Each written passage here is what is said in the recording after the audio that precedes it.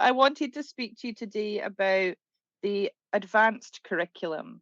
So obviously Sherry Mead created the core training, which is like the foundation of intentional peer support and has been around for a long time now, a couple of decades.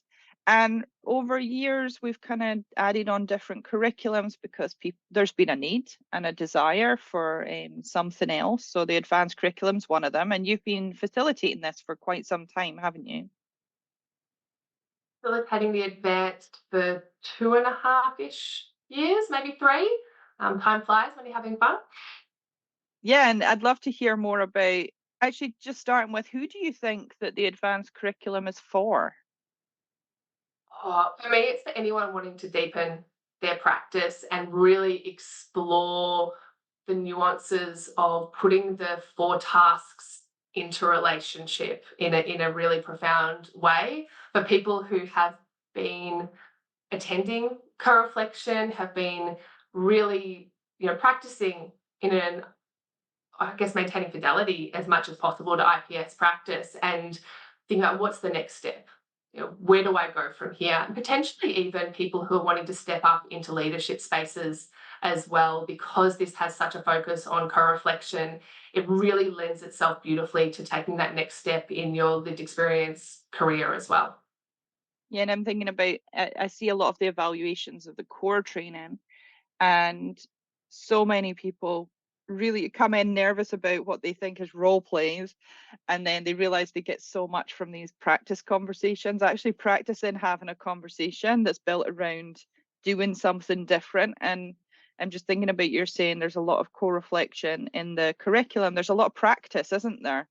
It's not just like learning Absolutely. about it, it's actually practicing it. Yeah. Feel like that's where the advanced training and the core differ. The core, you're getting a lot of new information and you're really focusing on the basics of the tasks and principles.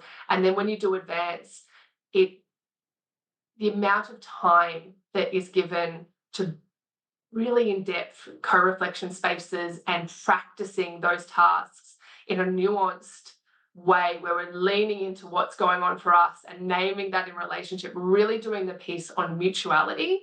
um, that's where this really differs. It's not a bit, I was going to use the word intense, but it is intense in that way because you are being asked to do a lot of practice, but it's also watching people do that, watching their faces when they come out of those breakout rooms and just, we've given them so much time. They're saying, we want more. We want more like that. Oh, forgot to do that. Or I hadn't done that in so long and I feel so reconnected back to my practice again now that I did that. Like you watch the magic happen. It's a really cool place. And I think that's something that we do really well at IPS is that we offer lots of space for practice and feedback. I love that that's, some of the core competencies is around self-reflection, core reflection, giving and receiving feedback. Because for a long time, when I was doing peer support trainings, I would just learn like the theory of peer support rather than actually then getting, and I found it so useful to practice having conversations with folks in a kind of structured held space before I go out there in the world and have them. Because I can really think about, oh, when you said that, I wonder if you might have said something different was so useful. Absolutely. Like when you're going into those practice sessions, they're really vulnerable. It's vulnerable when you're doing a practice, and then imagine what it's like doing it out there in the real world. Although even with the practice, they feel real because you're bringing so much of yourself. Like if you're feeling nervous or if you don't know what to say, if you're struggling with something, you still bring that truth of who you are to those practice sessions. So it does ask a lot of everyone, like really looking in, understanding what's going on in our mind and our bodies, and reflecting that back into the relationship and owning our part so that it gives permission for the other person to own theirs as well. And so we can navigate the hard stuff together. Like if we lead with that vulnerability, we're able to navigate the hard stuff. We're able to have conversations that traditionally would go straight to problem solving. And I think that's where this training really differs. There are other trainings out there that, like you said, teach you about peer work. What is peer work? This is how do you actually do relationships? How do you have a conversation with someone who is experiencing the extremes of emotion, whatever that they may be, and how do we sit there in a space that's often not comfortable, but own that in a way that we're not taught to own. And it changes things Mhm. completely. And I'm pleased you touched on the problem solving piece because I think for many of us, that's the hardest thing to really kind of shake off. I think we're natural problem solvers and we can see someone who's Absolutely. struggling and we, with the best of intentions, we want to make it better and we can jump into thinking that we have the solution or assuming that we know the right thing and shutting the conversation down instead of just the discomfort piece. And it's really hard, you know. And I think the more we practice not jumping into problem solving and just holding space, like to try, maybe there is a problem, but it's not in the person, right? Exactly. And that's why I think advanced training is really important as well, because our service system, and I don't know what it's like out there in the rest of the world, but I have a feeling it's pretty similar in most Western countries, is so geared towards problem solving, assessment, action planning, KPIs, like how do we meet these targets? And then we introduce peer workers into those spaces. They go off and do IPS, core training, and they're really passionate about it. And then after a while, they drift and then they come back to advanced training and it just realigns their practice again and gives them permission to hold on to that in a much more solid way as well. So the extended practice sessions, the co-reflections that are present, because you're right, we problem solve, and it's really really hard to get out of that frame. Um, I think advanced helps, hold a space where we can explore that and what's going on for us in a deeper way. And so it can be a great refresher, can't it, if somebody's done core training quite a long time ago. And as you're saying, people can drift in their practice and start to get a bit comfortable too and be like, oh, okay, you're not quite as intentional and you're just then performing, right? And to come back and regroup and think, why am I doing this? What do I want to bring? How do I want to have conversations? Can be a great refresher for people, can't it? Best refresher there is. Advanced training also gives people the opportunity to find a topic that they feel they may have been struggling with or having some challenges with, since they've done their core training, and dive deep into that topic. And that allows that, I guess, that refresher element to shine through, as well as all of the other content as well. It does go into some, sections that we did in the core training, like privilege, oppression, marginalization.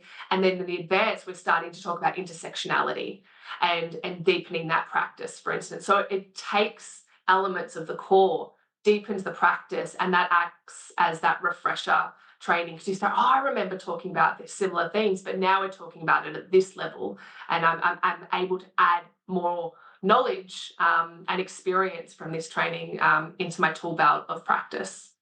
Yeah, and I love that there's a group project in advance because so many people get a lot from the final reflections in core, and that's something you're doing individually. But to have like a topic or something that you really kind of lean into and you get a chance to learn about that topic and do some reading and do some sharing together as a group, and then present what you learned from that. I think that's such a kind of unique part of the advanced curriculum, isn't it? Fantastic, and it also provides people with an opportunity to practice IPS in an IPS space, because when you're doing that group work, you're so kind of enmeshed in the IPS principles and tasks because you're in advanced training, that you're doing that. So I'm doing a group project, but I'm also negotiating boundaries. I'm also connecting really, intentionally, and exploring each other's worldviews. We have different opinions on this topic. We're all bringing different resources and material, and you're doing IPS as you're doing the project, and you're getting to do it as a group. And I think that's, you know, it's really different from the core, and it's a different. You creating a new community. The amount of people that we see that do advance who really connect afterwards and stay connected as well is quite beautiful. Yeah, because sometimes it might be so if you're in a group where everybody comes from different places, you're meeting new people you've never met before, sometimes from other countries, right? And then other times Absolutely. you might do an advanced as part of an organization, so with people you work with. I expect they're quite different experiences. different experiences. The organizational ones you find, and I haven't done too many of them, but they're similar to the core organizational ones. The tensions are the same, the challenges are often quite similar, but it gives you an opportunity to really dive deep into some of those tensions and challenges, and also some of the things that we celebrate as well. We focus on the things that are working well as well, and that's a really important part of our practice. But when you're working with that group, with people coming from all different parts of the world or different organizations, there's a solidarity, I think, in also seeing some of the tensions and challenges are quite similar, and you feel really connected because of that. But you might have had different pathways in moving through those challenges, and you're able to share that in a really profound way with people who are willing to absorb, I think, all of those different learnings. The people that have come to advance that I have, the advanced trainings I've taken so far, have really stepped into that learning space in a profound way. Mhm.